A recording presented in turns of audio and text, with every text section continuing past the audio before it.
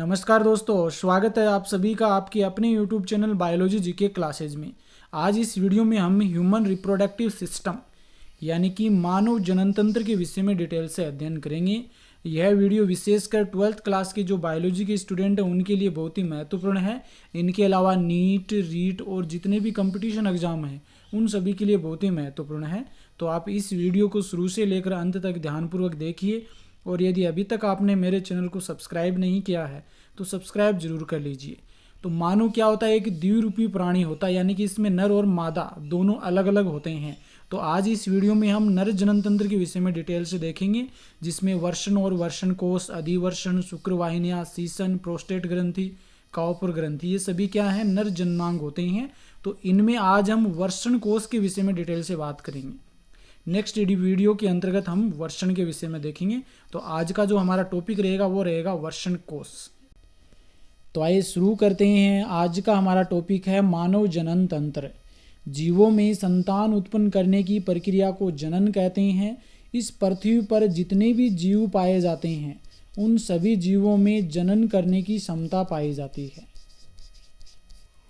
और इसके फलस्वरूप ये संतान उत्पन्न करते हैं।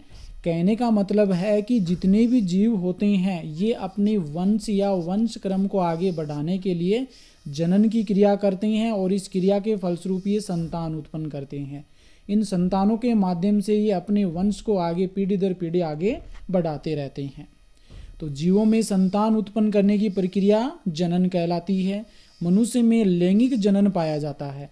देखो, जनन जो होता है ये मुख्य रूप से दो प्रकार का होता है। एक तो अलैंगिक जनन होता है जिसे हम एसेक्सुअल रिप्रोडक्शन कहते हैं, और दूसरा होता है लैंगिक जनन जिसे हम सेक्सुअल रिप्रोडक्शन कहते हैं। अलैंगिक जनन है, इसमें युग्मकों का निर्माण नहीं होता है, जबकि लैंगिक जनन में युग्मकों का निर्माण होता है। ये दो प्रकार के होते हैं, एक तो नर होता है और एक मादा होती है। नर और मादा के द्वारा जो युग्मक उत्पन्न किए जाते हैं इन युग्मकों के मध्य निषेचन की क्रिया होती है, जिसके फलस्वरूप दोनों युग्मक संयोग होकर के युग्मनज बनाते हैं और फिर इस युग्मनज से नई पीढ़ी की शुरुआत होती है या नई पीढ़ी का निर्माण होता है। मनुष्य लैंगिक द्विरूपता दर्शाता है। द्विरूपता का मतलब होता है दो रूप, और दो रूप किसके? लैंगिक। और लैंगिक रूप से दो रूप हो जाएंगे नर और मादा।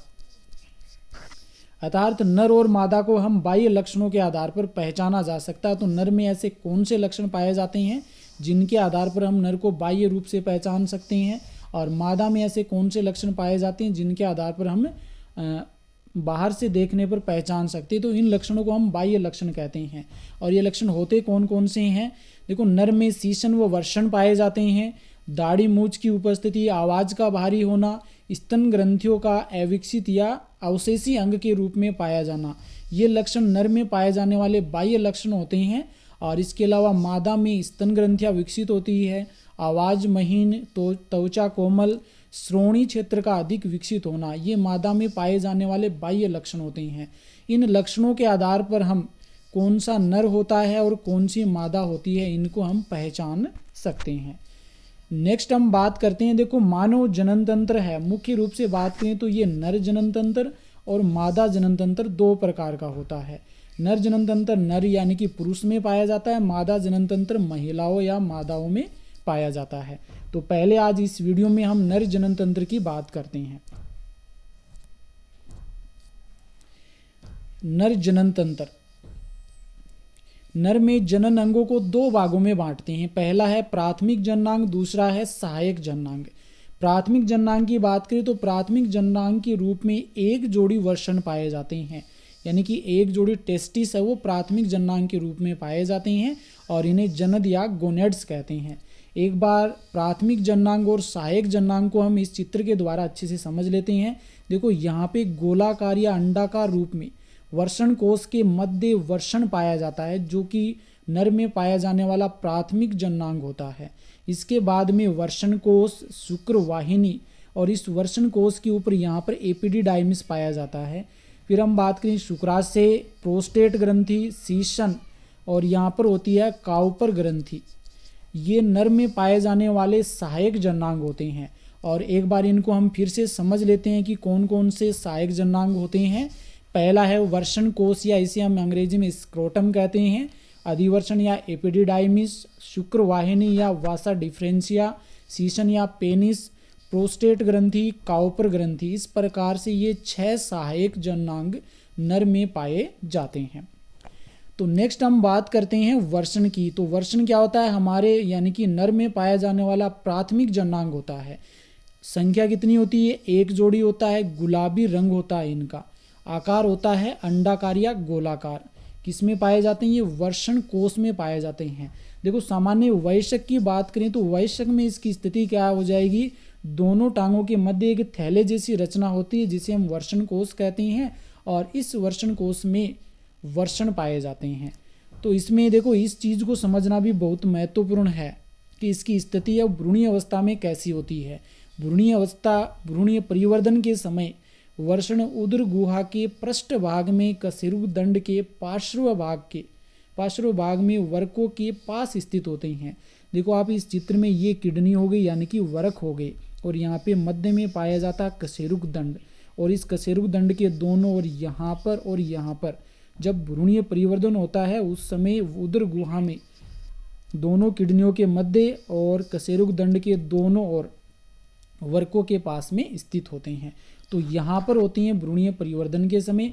लेकिन जब भ्रूण जन्म होता है उस जन्म के लगभग 21 दिन पूर्व वर्षण उदर गुहा से निकलकर दोनों टांगों के मध्य थैली के समान एक रचना पाई जाती है जिसे वर्षण कोश या स्क्रोटम कहते हैं, इसमें आ जाते हैं। यानी कि ये वर्षण यहाँ से फिर यहाँ आ जाते हैं।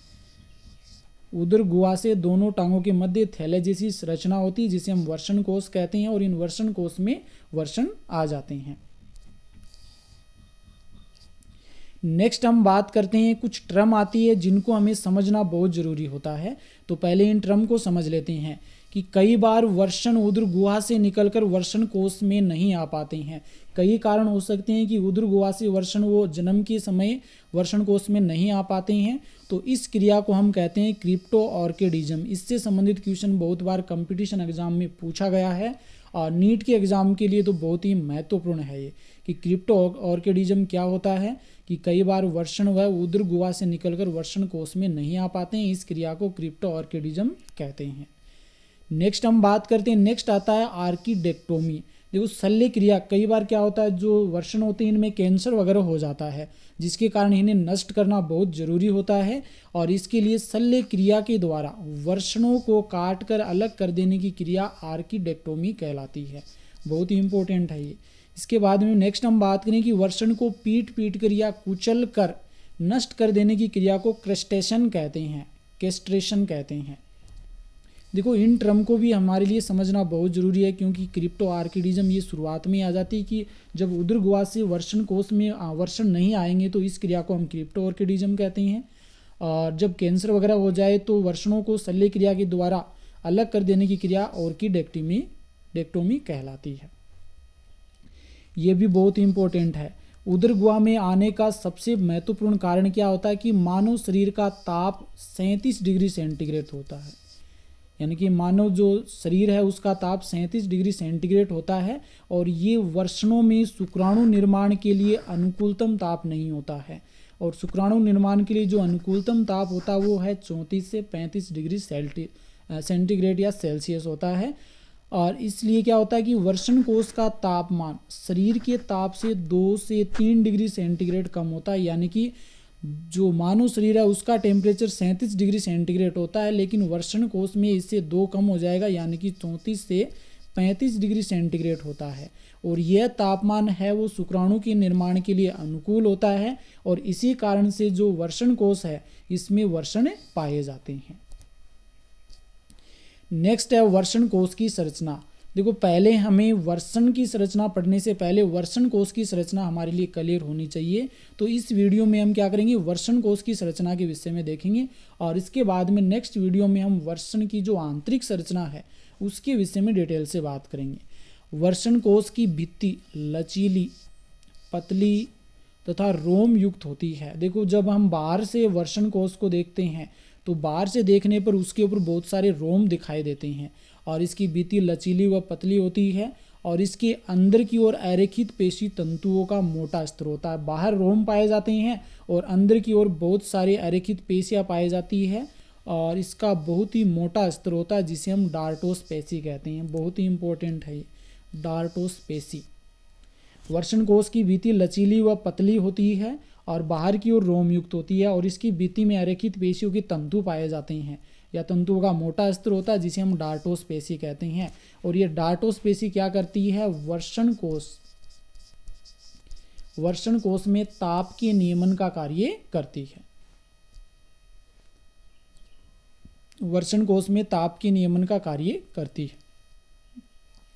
नेक्स्ट है रेखित पेशी तंतुओं का एक गुच्छा इस पेशी स्तर को उदरीय पेशी स्तर से जोड़ने का कार्य करता है या जोड़ता है। इसे वर्षणोत्कर्ष पेशी कहते हैं। देखो जो वर्षण पाए जाते हैं, देखो इस प्रकार से मान लीजिए ये वर्षण होते हैं, ये आगे जाकर के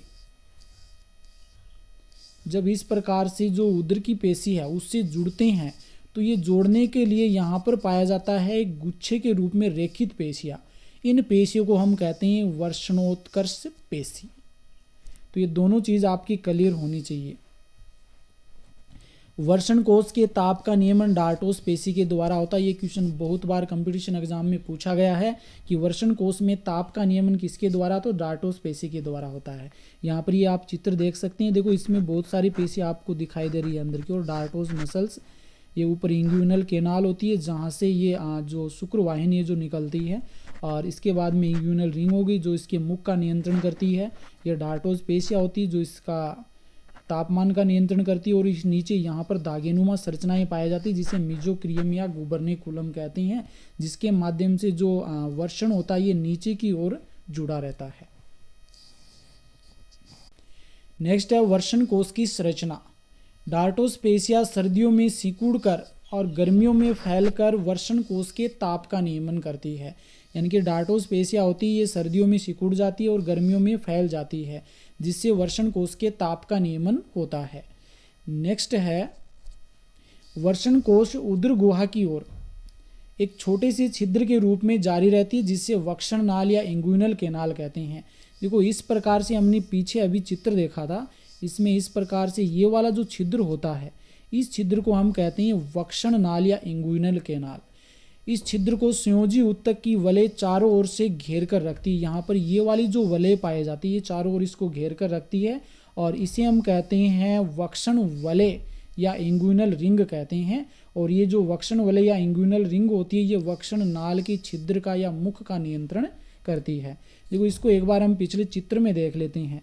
यहाँ पे ये इंग्यूनल केनाल होगी जो नीचे इसमें छिद्र के रूप में खुलती है और इसके चारों ओर से इस मुख का नियंत्रण करने का कार्य इंग्यूनल रिंग के द्वारा होता है। नेक्स्ट है वर्षण निचली सतह से संयोजी उत्तक के धागे की सहायता से वर्षण कोश से जुड़े रहते हैं। यानी कि वर्षण है वो नीचे धागेनुमा संरचनाओं के द्वारा जो संयोजी उत्तक के बने होते हैं उनके माध्यम से जुड़े रहते हैं और इन संरचनाओं को मीजोक्रियम या गुबर्निकुलम कहते हैं। देखो इस प्रकार से होती हैं ये मान लीजिए वर्षण हो गया और इस वर्षण में यहाँ पे ये हो गया, ये वर्षण कोश हो गया और इसके मध्य ये वर्षण हो गया और इसके नीचे की ओर इस प्रकार से धागेनुमा संरचना होती है। इसे हम कहते हैं मीजोक्रियम या इसे गुबर्निकुलम कहते हैं। और यहाँ पर ये वाला जो छिद्र होता है ऊपर वाला जो उदर गुहा में खुलता है इसे इंग्यूनल केनाल या वक्षण नाल कहते हैं। और इस छिद्र का कंट्रोल या नियंत्रित करने वाली रिंग पाई जाती है संयोजी उत्तक से बनी हुई, इसे हम कहते हैं वक्षण वलय या इंग्यूनल रिंग कहते हैं। नेक्स्ट है वर्षणों का वर्षण कोश से निकलकर उदर गुहा में चला जाना या आंत में वर्षण कोश का भीतर की ओर धंस जाना हर्निया रोग कहलाता है। या तो देखो वर्षण कोश हैं या वर्षण है ये उदर गुहा में अंदर की ओर चले जाते हैं या आंत में अंदर की ओर धंस जाते हैं, इस रोग को हम हर्निया रोग कहते हैं। इसका फिर ऑपरेशन करके इसे बाहर हम निकालते हैं। देखो यहाँ पर आप इस चित्र में देख सकते हैं ये वाला वर्षण होता है, इसके बाहर जो आपको ये जो कवरिंग पाई जाती है ये वर्षण कोश होता है। इसके अंदर की ओर यहाँ पर पाए जाते हैं आपके डार्टोस पेशियाँ, इसके नीचे की ओर धागेनुमा संरचना होती है जिसे मीजोक्रियम या गुबर्निकुलम कहते हैं। और यहाँ पर ये उदर गुहा में एक छिद्र के माध्यम से खुलती है, जिसे वक्षण नाल या इंग्विनल केनाल कहते हैं। और इसके चारों ओर पाई जाती है क्या, एक संयोजी ऊतक से बनी हुई रिंग पाई जाती है, इसे हम कहते हैं वक्षण वलय या इंग्विनल रिंग कहते हैं। इस प्रकार से आज की इस वीडियो में हम वर्षण कोश के विषय में डिटेल से देखा है। नेक्स्ट वीडियो में हम वर्षण की आंतरिक संरचना के विषय में देखेंगे। यदि आपको ये वीडियो अच्छा लगा है तो लाइक कीजिए, वीडियो को अधिक से अधिक शेयर कीजिए और बहुत बहुत धन्यवाद।